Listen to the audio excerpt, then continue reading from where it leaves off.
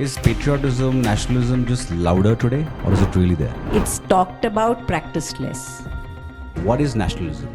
Is about feeling for the country, is for feeling belongingness, that this is mine. That there has always been a little bit of gray area between nationalism and patriotism. Are they the same or are they different? If you're in this box, you're nationalist. If you're out of it, it's not. Should we have a National Civic Sense Day? Our idea of hygiene, civic sense is only inside our house. Our culture did have civic sense, and the only way is through good education. Education is a system, which is used to control. Today's role of education in one line is only learn for livelihood.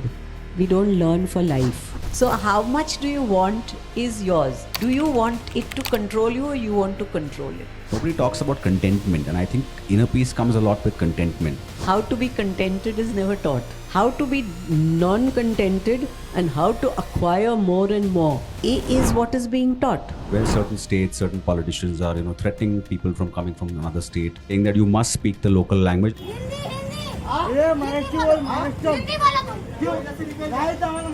तुम receiving देने आए हो कि हमको मराठी सिखाने आए हो? एक मिनट, मैंने ऐसा नहीं बोला था आपको। मेरे पास रिकॉर्डिंग है भाई।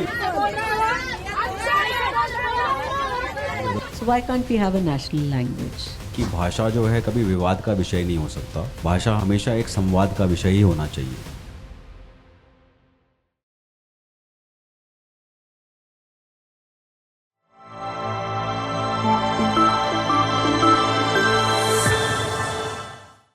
Namaste and welcome to this episode of the Oddcast show. This platform was started by my son and me to talk about stuff that's odd but relevant. No topic is taboo, and if you like our content, please like, share, subscribe, comment, and hype our videos.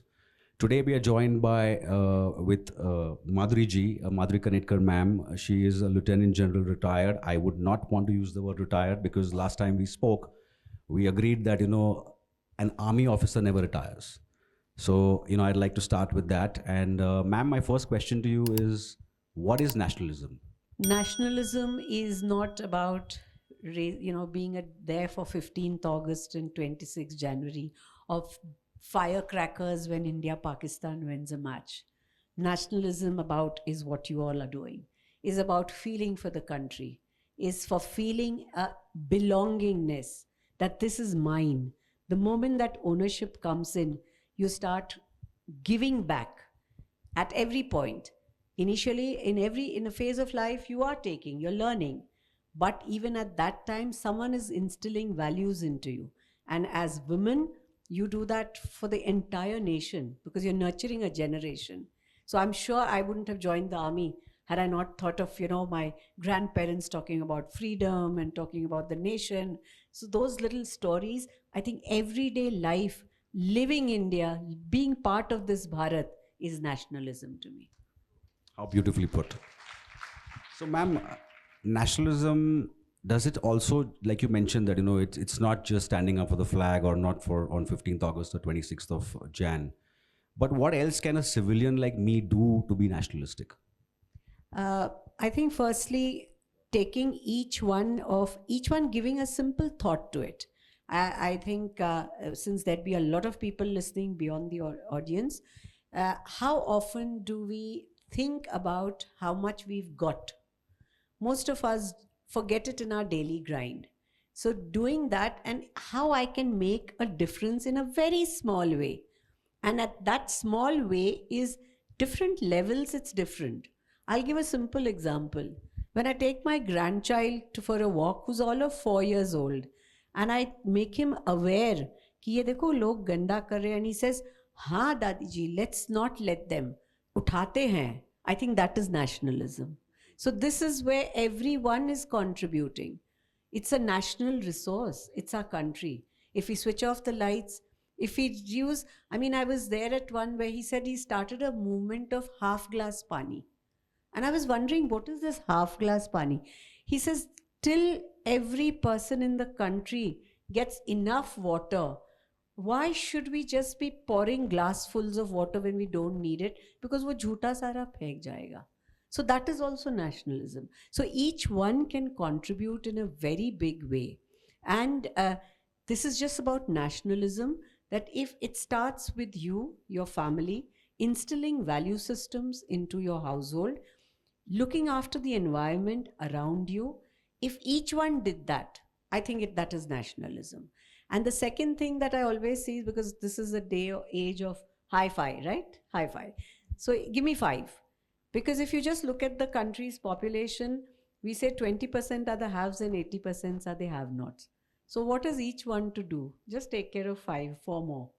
So if you have 5 people and each one makes team of 5s, you all are doing amazing. I mean, there are 700 kids being educated in a different thing. So, but if you make a difference to 5 people's life, and if each one took that oath, I think we'd be going places. So you really don't need to wear a uniform. Some of us are lucky we got a chance to, but I think nationalism is when every person feels that sense of pride, ownership, belonging, and a responsibility. We all know our rights. We need to know our responsibilities. I think that would be nationalism. Lovely.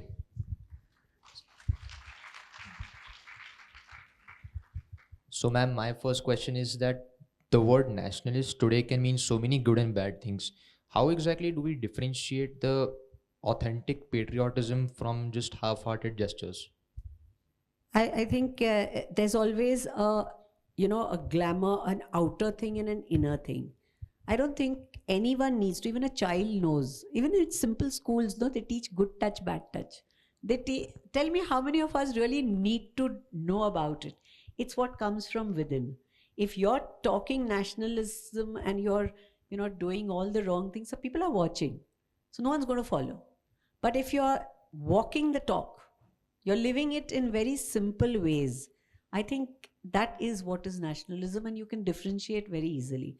I don't think it needs to be given a kind of a specific enclosure and say, if you're in this box, you're nationalist. If you're out of it, it's not. There's no black and white. Super. So, ma'am, while Sued touched upon patriotism, I just wanted to understand that there has always been a little bit of a gray area between nationalism and patriotism. Are they the same or are they different? Patriotic is, being, your country, when you're fighting for something, it's a patriotism and going beyond, within the country. When it's a nationalism, and I think it is bringing a sense of unity. Patriotism is, it's my interpretation. I'm not giving a theoretical, but I see you're patriotic when you're following your principles. But when you think of your entire nation and you think of a crowd, then I think it comes to a nationalism. So you may be patriotic, you may feel very strongly about this is it, but you're not really thinking of everyone else as a collective competence. So that individual brilliance may not mean much. I think at the end of the day, it's a collective competence. So if all of us are in it together, then it's nationalism. What I feel individually is patriotism. So I had a question, ma'am. Recently, our government of India, under the aegis of our Honorable Prime Minister, has been organizing this International Yoga Day, which happens to be on 21st of June. And we saw some disturbing videos after that, the next day, where, people who were in the crowd, who were doing yoga, they started beating each other up and fighting for those mats, yoga mats, and taking them home. And then somebody commented on that, should we have a National Civic Sense Day? What's your view on that? I couldn't be, and I think there's someone who's grinning in the audience, General Kanitkar, who writes pages and speaks volumes on this, that what we lack today is a civic sense. It's so, it strikes you as all of us, we travel overseas, and you find the biggest difference is that. But again, I think it's sort of a very interesting phenomena. Civic sense, our idea of hygiene, civic sense is only inside our house. Most people you'll see in, even when you see the juggi jhopris, jharu zarur lagayenge and kachra bahar phekenge. Isn't it? Our civic sense, and in matters of hygiene, the world learned from us in COVID. So we can't say hygiene. So hygiene and cleanliness, we are much better. In lighter vein, we don't go for toilet paper. It's an Oddcast podcast show. So I think I can get away with that. Using toilet paper would only be odd. Yeah. So we are so particular about all our, washing hands. Bahar se aa jao to haath pair dho lo. These were things, chappal bahar nikal ke rakho. So these were very part of our culture. But somewhere we lost about the civic sense of, civic sense is when you're thinking these things of, you're not thinking of your own, but you're thinking how my behavior is going to affect the others, the environment. Outside, people may do anything inside the house. They may be filled, but outside there will be a beautiful civic sense. So where we need to change is a change of mindset, and I think we need to bring in. And I think in this sphere, I would love to say that I think we're doing the right lines. Yoga Day is a starting point, but what we are trying to do is bring in, go back in time to our culture. Our culture did have civic sense. It was, whether it was Atithi Devo Bhava, Guru Devo Bhava, everyone was cared for. The plants were cared for, the animals were cared for, the environment, the river was cared for, the fire was cared for. And we were always thinking in this holistic term, even way before One Health and these, nomenclatures came in, and climate change and all this is new jargon. But we were doing it somewhere along the way of rapid, probably post-colonization, where our ethics, our value systems got degraded, went off. So with Yoga Day, we are trying to revive our culture. And our culture is not young. It's 5,000 years more over. So there's ancient wisdom and knowledge. And I'm sure once that starts resurfacing. So once lost, people do get lost. But we try to get them back onto the main. And the only way is through good education. And that is why I compliment Spectrum that one of your lead contribution is education. And whenever if you have that question, others, I'd love to talk about today's role of education. Sure. I mean, we could go for it right away. I mean, like, what's your view on today's role of education? Today's role of education in one line is only learn for livelihood. We don't learn for life. I think that's one statement. And it answers his question.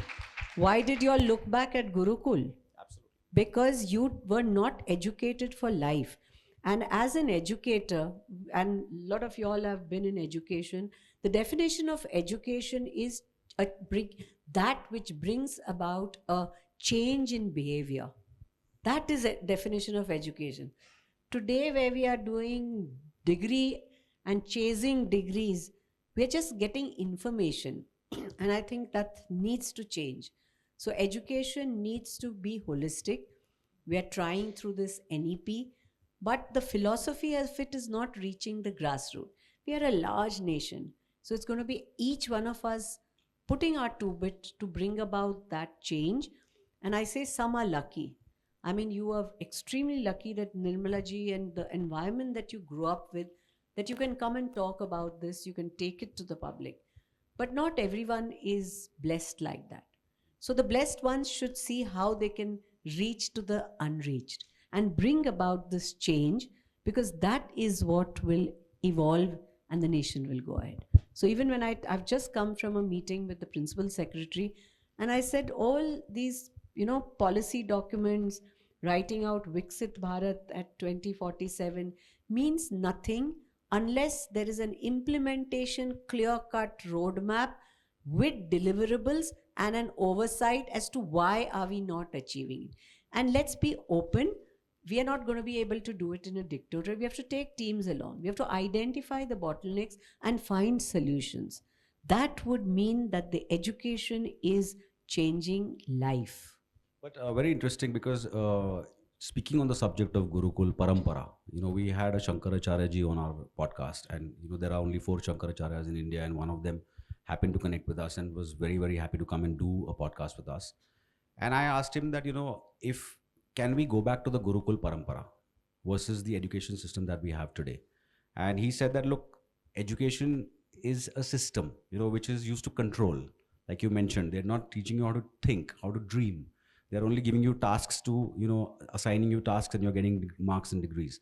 Whereas the Gurukul was a parampara where there was no transaction, there was no money exchange. It was just gyan that was being exchanged.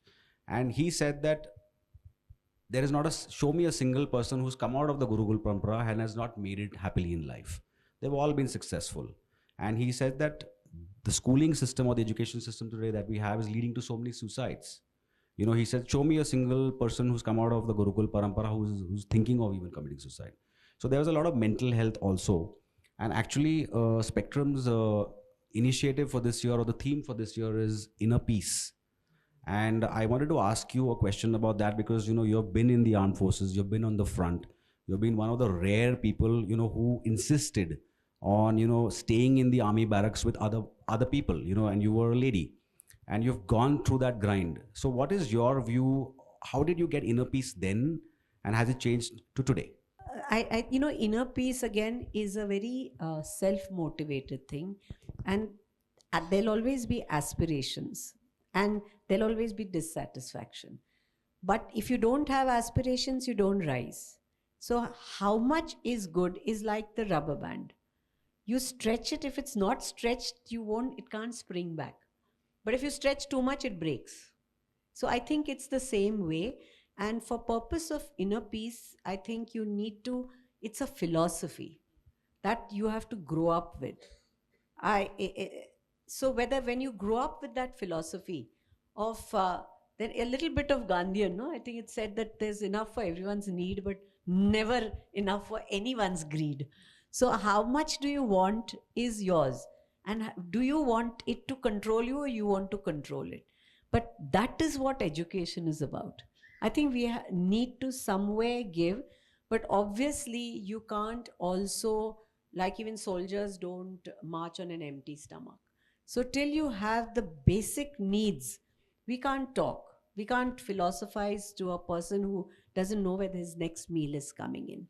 So till we reach that, and that is why leaving no man behind, you know, the current concept of diversity, equality, and getting inclusivity.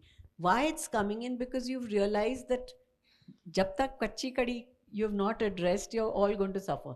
And the world saw it in COVID. COVID has now become a great example and a teacher, because when the developed nations brought out all these mRNA fancy vaccines, we felt lost.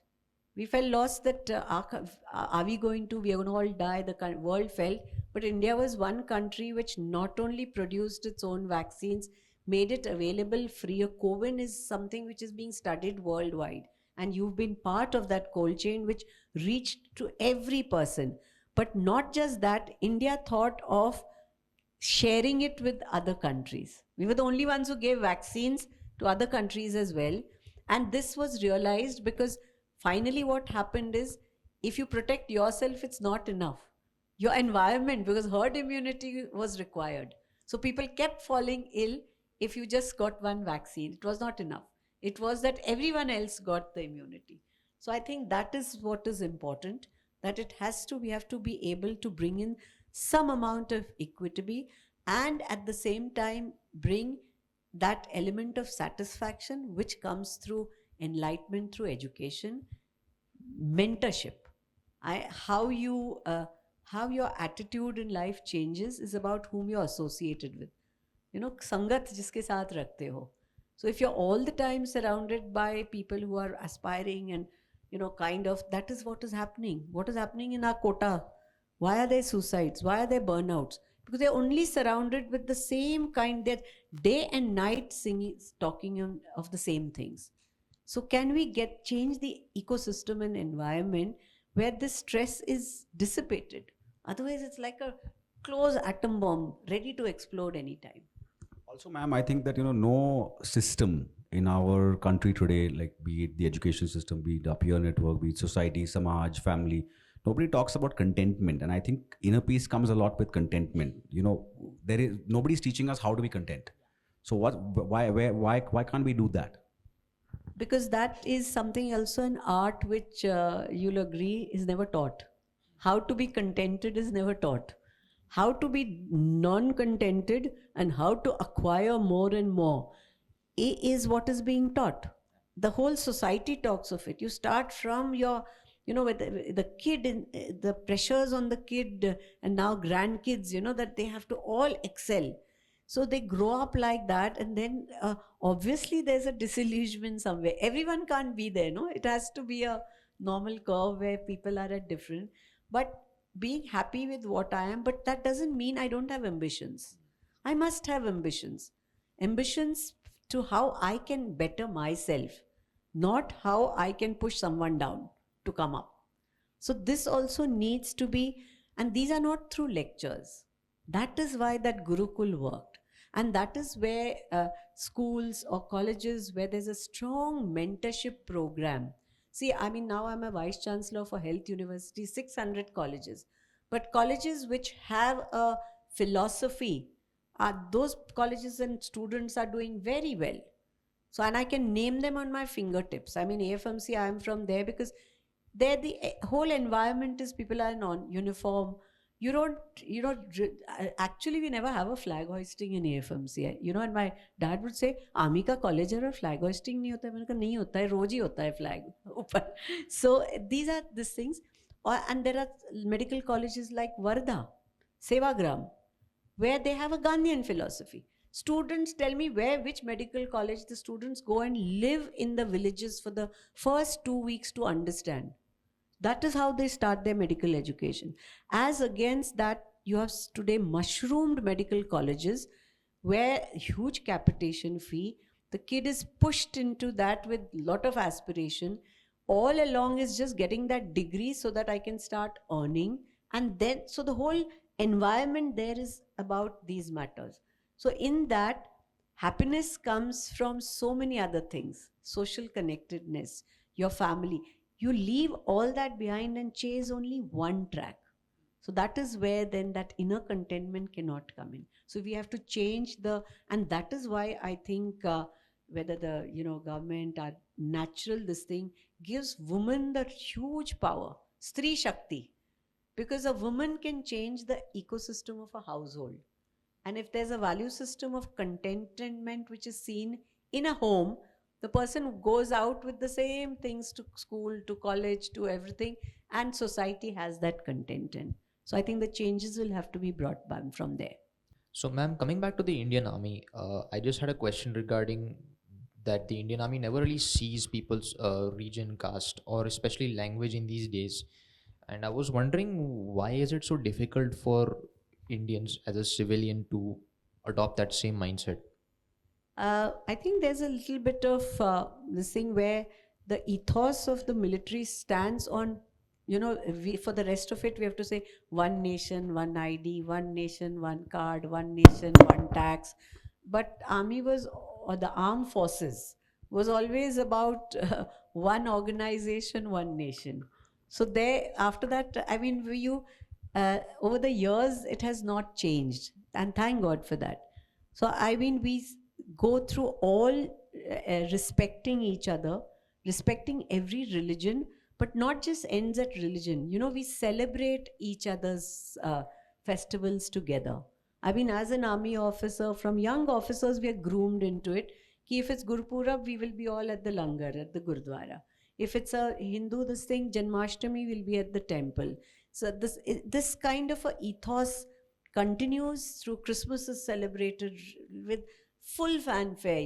If there is a church, we'll go for the midnight mass. So it's a culture which is sort of thrives in the armed forces and perpetuated by each other.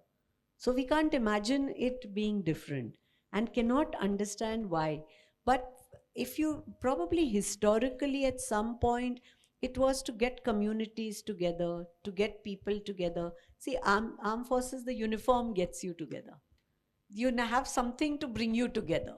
So that's why they created this. But over time it got, and then it was to related with vocation. So it was something like grouping society. But I think over time it started meaning this thing and then started getting political mileage. And the same thing then works, when our country was divided. It was divided because the ethos that time was divide and rule. Don't let them join. Because if they join, they become a force to contend with. If you break them up into fragments, it's easy. The stick, you have a bunch of sticks, you can't break them. You take one stick, you break them. So that was the philosophy with which we were ruled for years. And we were left back in the same way. Divide and rule was the philosophy by which the nations were broken up. So that sort of perpetuated. And we were so in a hurry to, it was an industrial revolution. We were going into a total different, so we continued with the education system where mass production was required. What did the British start? They started our education to produce workers for their factories, to produce clerks for their offices. So it was mass, one size fits all, and you went out through that mold and were ready for the job market. So that is going to, it's been years. So now there is an attempt, and therefore the skilling and all this is coming up. I think that it'll change with that. I would like to say that when I spoke at the health, this thing, I said, why does everyone want to do only MBBS? Why don't they want to? Whereas we've done surveys and found people practice pluralism. And I'm sure if I ask here, there would be so many hands which go up who say, yes, we like homeopathy. We like Ayurveda. And this is across, and I myself talk openly to say how as a kid I was brought up on homeopathy and I've taken Ayurveda and I'm doing research on integrated. But we broke them up and we start giving them darjas. This one is higher, this one is superior. Now, once that kind of thing comes, then everyone wants to be on the top. So with the result, we are reducing. Whereas when we recently were in Sweden and Norway, the Scandinavian countries, I'd love to share this with you. I was shocked to find only 30% go on to university. 70% finish school, get into a vocational, and they're respected for any job they do. So in a hospital, the nurse and the physiotherapist, the counselor is as important as the doctor. This doesn't happen here. And that's why just now in the meeting I discussed, I said, forget concentrating on medical. We need to start team education. We need to have holistic teams to treat people. And that is where we need to change our attitude. In today's day and age, we often hear a lot of phrases like Hindi belt, Dravidian pride. So do you think that this is sort of fragmenting our country metaphorically, or do you think this is really our strength? I think, without being very dogmatic about Hindi belt or this thing, but there is a huge movement going on to identify ourselves as Bharat. Because the feeling is that you start feeling apnapan with apni language. Now, if the majority is speaking and we have accepted it as our national language, I see no harm in everyone taking pride in it, because we have to remain united. Finally, we have to have one language that we can communicate with each other beyond English. So when we divide this, we have, English is a language we all use, but if we want to really connect, we should be able to communicate with each other. But I think this will slowly die a natural death with so much of AI and, LLMs coming in, which will, including your natural language learning models, these would be able to language is going to be a very small part. Language will be required for literature, for evolving yourself, but not a medium of communication. You should be able to communicate across. So I think it'll this.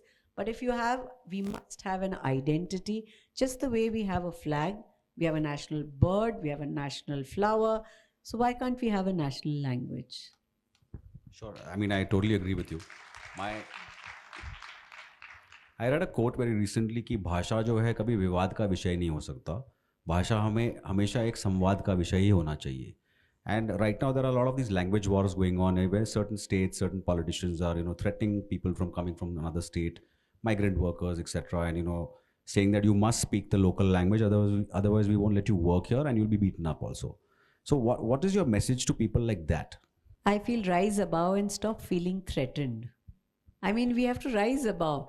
People who do this are the ones who feel threatened. If you have reached, again comes to that contentment, If I am good as I am, if my jobs, everyone, we are working together, why should I feel threatened with who's coming from where and what is? We are all working and the job is getting done. So that philosophy is not there because of this thing of threatening. And unfortunately, there are elements in society who propagate this. for their self-interest, keeping people illiterate, keeping them uneducated. There's a purpose behind, there's selfish interest. But society will always have that. But also there's Pareto's principle. The 80%, will be, you cannot this thing, but 20% can make a difference. There will, in any organization, you'll have 20% who are peak performers, 60% will be fence sitters, and 20 who will be really lower end. But that makes 100%, but that 20% takes it forward. And I can assure, with all the sort of, shortcomings we have a punji of a huge human resource. I think I mentioned in the last thing also, we are a nation with 65% of our population below 35 years of age. No one in the world has that. Everyone is worried with aging population. We have a culture where majority still, the younger generations are brought up with that culture where the senior is looked up to, respected and cared for. Again, we saw it in COVID. People abroad, the maximum deaths were in homes because the aged were all there. India, we didn't have the problem. The aged were protected in everyone's homes. So that culture we have to retain. And I think that is what's going to really make a difference. And we are going, in spite of people going negativity, it is the majority. And again, that comes, what is nationalism? When it is like our Honorable Prime Minister says, Jan Andolan. When everyone decides to, the bad fractions will not be able to change it. So we can start in our own homes, whether our maid is educated, finding out how she feels. She feels empowered.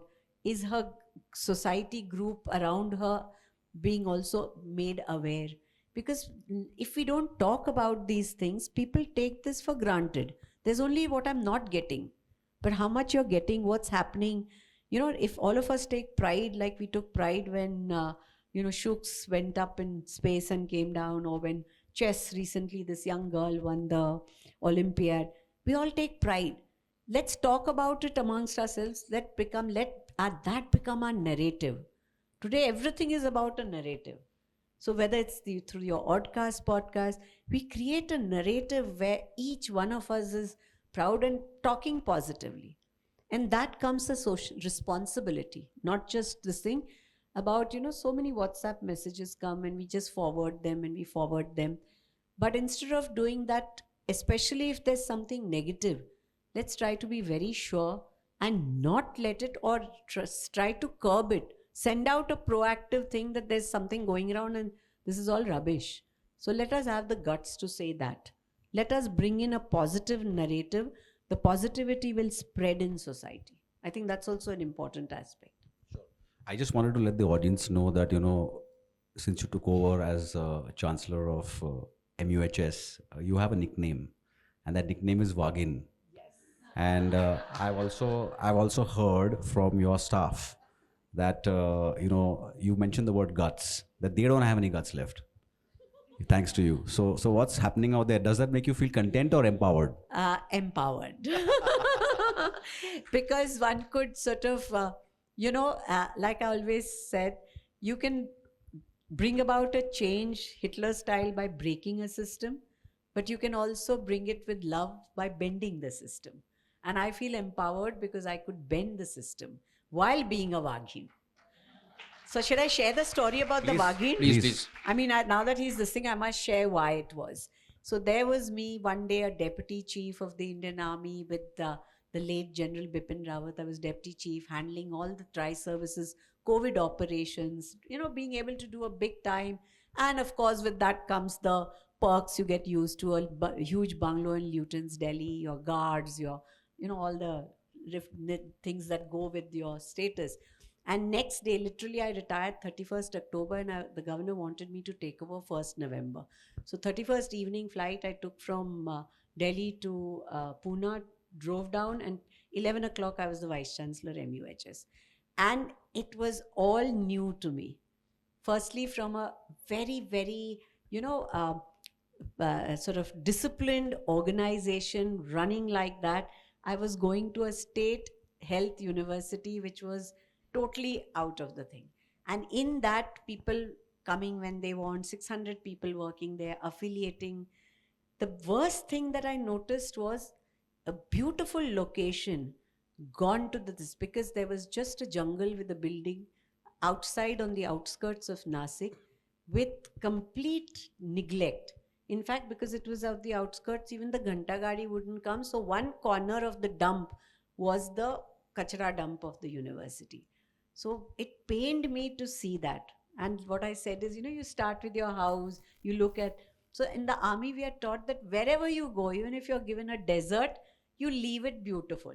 So that same spirit, and he had sort of this, I just asked him, I said, and they want, and all VCs stay in the city, Gangapur Road, that's the place where, and they have a bungalow there, but somehow I can't work like that. I have to have a soldier, I have to have feet on the ground. So evening, I was staying in that dilapidated guest room. I didn't stay a single day in a hotel or any this.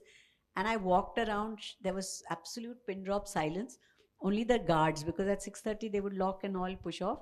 So I walked around, and then there was this little track going up. So I walked, and this guard came banging a stick with a torch. And I saw that there were some bhoot banglas, a line of bhoot banglas on top, So I said, what are these? So they said, ye kabhi banaye the, they have been used as storehouses. Every department had put its rubbish into it. So next day I told the registrar, can't we go see that, and can't I live here? So he had that look of, madam, nahi, tikde koni raat nahi. Tikde bibte and saap yeto. In Marathi, meaning the leopards and the snakes roam around. So I just coolly looked at him. I said, ma Waghin alena tate zatil sagre. So that's how the Waghin name stuck. And today, that same place, I mean, I've invited them, anyone, even the chief minister came and said that to change to a place like this doesn't require money, drishti lagte. So this was today, it's a green campus, plastic free. In 2 years, we transformed, and my husband helped me full force. We have drip irrigation, solar, and it's complete with a 5 senses garden, a yoga and meditation hut, and the stone quarry converted into a lake with fish and duck in it. And latest, we've added boats for boating. And ma'am, Picnic, Spectrum picnic to Nasik. and ma'am, you've also got a brand new flag there. Yes, thanks to, you really helped us, and the Jindal Foundation, because I wanted this nationalist spirit, because more people identify with the flag. So I requested, he helped us, and the Jindal Foundation, and there's a huge Indian flag at the entry. And every time sort of we walk in, everyone walks in, they first, so I said, walk in with the thing that, this is my Bharat. How lovely. So I had a question, ma'am, that you mentioned that, you're taught in the army that wherever you go, you leave that place more beautiful. What can a civilian learn from the army other than this? What else can we learn? I think caring for each other. Because in the army, you're away from your homes. So you have families wherever you go. So like today, that's why when I came to MUHS, I didn't look at them as workers. I looked at them as family, and as you rise, your family becomes bigger, from joint to multiple. And so that is something I think you need to learn from the armed forces, of treating everyone as family, treating everyone with love and respect, and caring for them. So you have systems in place where, you don't just look at the officer level. The officer is responsible, or heading, maybe it's a troop or a battalion or a brigade, at every level, his first thing comes as welfare of his troops. And that gets so ingrained in you over time. A lot of us develop it, but this is so part of it.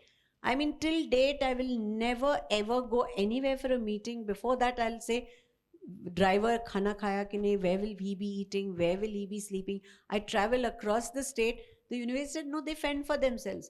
But I make sure I do a Airbnb booking for wherever I'm traveling near the guest house, because they will not have catered for the driver. So these are very, very small things which each one needs to do, that care for the entire people as your own. I think that's one thing. And the third thing is about what each one can do is towards national security. See, we have this huge thing about, treating your I-card. We really will never part with it ever. I mean, and that security consciousness, whom you talk to on the phone, what information. Today, the days have come where everyone will have to be security conscious. It's no more about only a war at the border. Most of the wars are going to be fought behind in hinterland. It's going to be in the country. Their wars are going to be like COVID pandemics. It's going to be biological. It's going to be cyber. That's going to come into our homes without us knowing. So we all need to be security conscious. So, and in that, just take care of yourself, your family, and all the people who work for you, that they are protected. Lose stock, lose packages, lose this thing. That consciousness coming in is the only way, because the military will need is intelligence. And this intelligence is not going to come through only, military intelligence and officers. It's going to be coming from the grassroots. It's going to be a consciousness about this. Food security. I mean, that's going to be a thing. You can really wipe out the entire crops through hazard this. So the farmers need to be aware. A security aspect is going to need to be going down to grassroots levels of how to protect. You're so dependent on the internet, all our transactions, hacking, that level of security. We are moving towards digital health, data security, data privacy, my health, this thing, what's happening. Should we know where the media we use, the apps we used, which is the website, which is the country it's logged on. I mean, this awareness in society needs to increase. I think that would be really contributing to the nation's building. Sure. But ma'am, I had another question. I'll take the example of Israel. I was there for a bit, and I saw that every citizen over there, once he or she turns 16 or 17, has to go and join the army and serve for 3 years for men and two for females. And now that there is a war going on out there since a long time, there are lakhs of Jews or lakhs of Israelis flying back to their country rather than flying away. And they're saying that we are nationalistic, we are patriotic because it's been instilled into us by the armed forces over there. And they're ready to fight for their country. And these are doctors, engineers, mechanics coming back to their country to fight. So do you think that it is a good idea for our country, Bharat, to make sure that every child who's growing up also serves in the army for a year or two? I am not too sure about the feasibility of it, because firstly, we are a huge country, and that population trying to get into the army and army trying to, instead, I think the country should adopt the army, not the army adopt the country. Other way around. What is it that the values? So, and it is happening, right? So whether it's the NSS, but it's not in right earnest. That's the only difference. And the second, some amount is being tried through the Agniveer, through the short service. But let me also tell you that the spirit at times of crisis, I think we can beat Israel horror. I'm giving you an example. Op Sindoor happened, and the number of people, I mean, I know my postgraduate resident, me knowing I'm this thing, they said, ma'am, you just let us know across colleges, we'll collect blood. We are volunteering to go and work anywhere required. So the spirit in terms of crisis, we come together like no one does. We are very capable of it. I agree with that, because I saw a tweet also where there was this married guy saying that all married men are ready to go to the front because they said कि हमारी बीवियाँ रोज हमसे झगड़ती है, तो we are so सक्षम, we are already so prepared, हम जंग ले तैयार हैं Modi ji.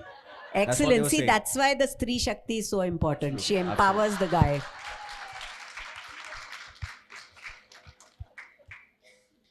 Ma'am, do you think that our obsession with our internal faults within the country on petty issues like language also, like we've discussed, is sort of blurring our vision to see the real external threats? I don't think we are really blurring the visions, but that's become part of our culture, our existence of having diversity and a unity in that same diversity.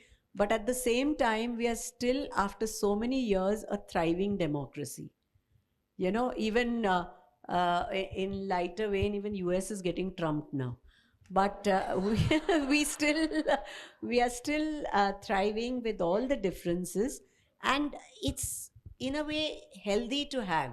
But where the differences comes again is your education and your upbringing. See how you're going to are you going to react to that situation, or are you going to respond maturely? That's the difference. So if we, instead of saying ye nahi hona chahiye, that will never happen. Kya kar sakte hain? Let us bring about a difference. Like I said, bringing a narrative, sharing, caring, and building up this nationalism through our word, action, the kind of life we lead, the kind of changes we are each one contributing to, and we hail, sort of, we respect each other for that. These are always brought out.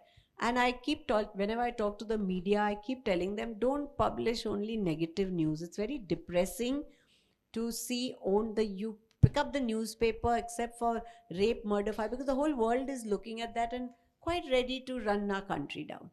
Look at our heritage, our culture, and that there are so many organizations, you're organized. There are hundreds of NGOs making a difference in their own way to bring about a difference. I mean, in that, I'll just share one thing. I've come across an organization, and I invited him to, and we've started a system of summer internship project in MUHS to make our kids aware of, that's my bit of contribution. And I call it SIP because it's my structured investment plan for the future of Bharat. So where I send postgraduate, and they're willing, learning curves. And we have NGOs they're working with, which are working right down with red light area ladies, their orphan children, HIV patients. There are NGOs actually working with them and bringing about a change. We never talk of how many of us know about the good that's happening. But everyone knows the moment, and therefore the whole world says, well, India, every woman is either raped or murdered. It's not like that. We are the only ones who have women reaching all top levels. So the narrative has to be changed by us. But ma'am, coming back to nationalism, because that is the theme of this podcast, I just wanted to know that is nationalism taught? Is it instilled? Or do you just observe and learn from around you? I think it has to be all fronts. It cannot be just observe. See, even you may be observing a lot of things, but everything doesn't go in and is processed. So there is information when it sort of, gets into and is discussed and is used, it becomes knowledge. And when that knowledge is really practiced, it becomes wisdom. So it's an evolution. So the same way, at the younger level, you need to teach about it. You need to talk about it. You have social sciences, you have moral studies, you have, all the good value systems. But just that will not be enough if the kid comes home and the mom is, on the phone and says, just tell them, tell them I'm not at home, and the kid is listening. So the kid gets confused with value systems. So there has to be thought, word, and action has to be reinforced in that levels. And aligned. Absolutely, in the same direction. So if you have given the correct value systems, I like the way he asked you questions. You could have said, shut up. Find fault for yourself. You did not. Because the value was ingrained. So it's a generational thing. It was not a lecture that was given. It was experiential. It was turned into and diverting that energies. So that was important, that the whole circle you need complete. You need someone to give you the information first. Then you need to process it and transform it into maybe I can do this or that. And then you need a dad to say, okay, let's put it into action. Now this whole thing is complete, isn't it? And a mom to bless you. So I had another question, ma'am, that, like you said, misinformation is the first thing that spreads, and it spreads wildly. So, there are many clips, reels, aajkal reel ka zamana hai, so, all of us look at reels, we're scrolling when we're traveling or whatever. And I saw, when, people don't stand up for the national anthem in movies or, in theaters, and, then they're criticized, some of them are beaten up, they're labeled as anti-national. What is your view on that? Should they be standing up or should we just let them be? I think these are values again. अगर हमारे घर में value system है कि पैर छूने हैं बड़ों के, so if a child doesn't do it, you won't beat up the child, but you'll say, beta, this is wrong and you must do it. So let us do that. Like, I mean, there's no need to beat the guy up, but if we build it, and if imagine the thing that a adult is sitting and a child walks up to him, uncle ji, ये गलत है, आप बैठे क्यों थे हमारा जब national anthem play कर रहा था? He'll never sit again. You agree with me? Sometimes, unless the uncle doesn't agree with the kid and he's like, he's just a kid, what are you telling me to do? Doesn't matter. Tell the kid it doesn't matter कि तुम ठीक है आप करो लेकिन हाँ, you know, he's conveyed the thing and loudly. So the guy may at that time defend himself because he's older, but he will definitely reflect on it later. Yeah, that I agree with for sure. Okay. My next question is about schools. You said that our schools teach us to learn for livelihood and not to learn for life. Do you really think that that is true now? Because people are coming out with degrees and they're still jobless for a very long time. And do you think that nationalism in any way can help them at least make a livelihood outside of their degree? Absolutely. I mean it. That's why they are realizing. They are realizing that degrees are not getting them jobs. Degrees mil gayi, but they are not skilled. After the degree also they are educated but untrained. And there are trained people who are supposedly uneducated. Again, I'll just share a simple example. How to find solutions. Problems will always be there. My husband and me were very perturbed that the government has a thing called skilled and unskilled. And it is, we are talking of skilling, but it talks of only with degrees.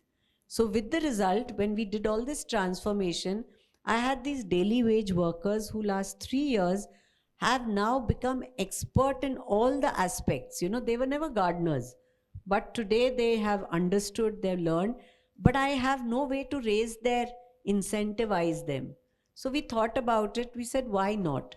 What I did was the neighboring university, I said, please devise a course and give them a degree of gardener, a housekeeper.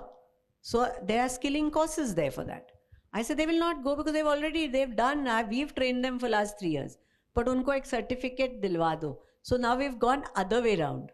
We've skilled them, we are empowering them, and they will get a hike in their pay.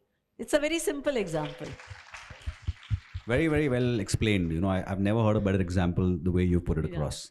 But I had another question, and this is probably our last question because we're running out of time, and we've got something new Time this time. flies with you both, yeah. Thank you. But we have a new thing, a new surprise today, rather a shock. We have a rapid fire thing. After my question, we're I gonna, love that. So we're going to start that off and, you know, ask you and try and answer in one word if you can. Yes. And but before that, my final question is that we had a Vedic scholar also on our podcast, and he mentioned that the real problems that are going on in society today are because we have moved from a duty-based society to a rights-based society. In ancient India, everything was based on dharma, where this is my dharam, this is my pita dharam, this is my beta dharam, this is my matra dharam, this is my bhai wala dharam, this is my rajya dharam, it was all based on duties. And then the minute we moved to the colonial rights-based system, that this is my right, ye mera hai, wo tera hai, ye, that's where all the conflict has started. So what's your view on that? And do you think that, you know, with modern feminism coming in the way, now there are meninists also who are fighting for men's rights. You know, everyone's talking about rights, but nobody's talking about duties. So what's happening there? How can we go back to that system? I think this is exactly what I started the conversation with, that we all have brought up only talking about rights. No one is talking about responsibilities. Now, duty is also a responsibility. So we need to it has to again start with value systems at home. And the child is going to, if it is the dharma, he's learning, these are not lectures. He's learning from what he sees with his parents, his grandparents, his aunts, his brother, you know. So this is where we will have to take it up at the grassroots levels of every family, going back to it. And this is the only way, and this is the narrative we need to spread in society. That all the mental trauma, mental stress, social disconnectedness, social media controlling this thing, AI taking over. Today's latest literature is they've actually shown how the brain starts shrinking once AI comes in. So it's a disuse, Darwin's theory, disuse atrophy. If you're not going to use your brain, then it might as well atrophy. So I think this is very, very important that this narrative has to change. It has to be, there are rights, you have to teach rights, but with every right come in two responsibilities. The simple Hindu philosophy that I think all of us learnt as child, like my mother would teach, don't you point a finger, there are 3 pointers pointing at you, right? So when we look at outside, let's first look within. Has to be talked about at home. It has to be talked about society. It has to be talked through your podcasts. It has to be talked all across. And these are the positive things which really, and people are waiting for it. I mean, anything that goes out positive becomes viral. And there are so many times I've given like a TED talk or, YouTube videos, and the number of people who I can see it soaring because people there is the basic human nature is to be good. To be bad comes artificially. I'll end with a small example how I showed this to people. I was in a small hospital and there were always problems coming up. The ayahs don't talk properly. In a government setting, the lowest people are the most powerful to talk. So I just did one day a skit program and I got my interns to come and imitate a nursing board boy, a nursing assistant, an ayah, a careless doctor who's on the phone when the patient is coming. And they and everyone laughed their head out. Then I said, okay, stop. Now I said, I want volunteers, one ward saika, one safai wali, one this. I collected the actual people doing what these interns had. I said, go out, 10 minutes, come and do the same play act in the correct way. And 10 minutes, they did it so tickety-boo. And I told them, what's the moral? The interns had to practice for a week to put the skit in place. You did it in 10 minutes. Why? Because in your heart, you all knew what the correct is. No one had to teach you correct. They had to learn how to imitate you. So next time you want to yell at some patient, just remember this skit. So it was done in a fun way, but the message cleared. How nice. This is so beautiful. My mom had a different way. So if I would point a finger at anyone, she would just twist my finger and say that don't you dare point a finger at her. So in her case, force worked on me. That also works. So the first level is telling, the second level is strict. All mothers are, even yesterday my grandson, I said, everyone loves you. He says, no, everyone loves me except my mama. Mother is because the mother has to be strict. I was Hitler too. Very clear. My children call me Hittu. What does your husband call you? Ask him. At the moment with so many women. He dare not. So we're just going to get into the rapid fire and wrap this up, ma'am, if I may. So we'll just start the... So ma'am, first question is, one Indian value the army lives every day? Brotherhood. Nationalism in one word, ma'am. Love. The biggest myth civilians believe about the army? Guns and firing. Hindi, English or your mother tongue? What's most dear to you? All three. How sweet. One reform India needs to strengthen national unity? The people. Awakening the people. Is patriotism, nationalism just louder today? Or is it really there? It's talked about, practiced less. One state that you were posted in that changed the way you look at our country? J&K. One thing that all Indians should learn from the army? Discipline. Self-discipline. I wanted to say self-discipline. Okay, very nice. Swa-anushashan. Which one do you think matters more, freedom of speech or responsibility of speech? Responsibility of speech. Because responsibility has its freedom inbuilt. And the last one, most important one, India in 2047. United or still divided? United. How Viksit. Showing the world the way.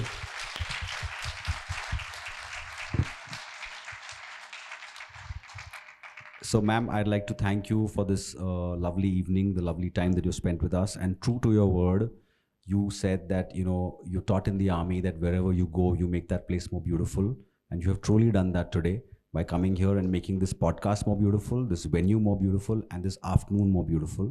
So thank you so much. And that's why now I understand why an army officer and his or her rank never retires, because he's still practicing it. Thank you so much. Thank you so much. Jai It's Hind. been a pleasure. Always a pleasure. And I'm waiting to have you all in Nasik now. We'll before I definitely be leave. there. Definitely be Thank there. you so Thank you, Ji. Jai Hind. Thank you.